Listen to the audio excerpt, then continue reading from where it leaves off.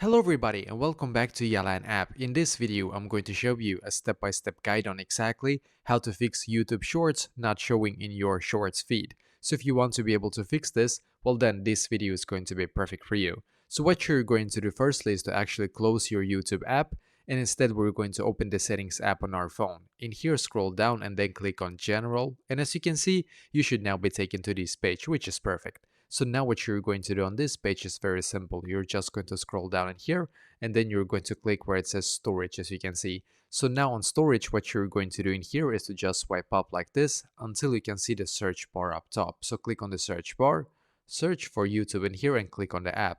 Now in here, just click on upload app and once again click on upload app in here, as you can see, and then just wait a couple of seconds and click on the reinstall app button in here now.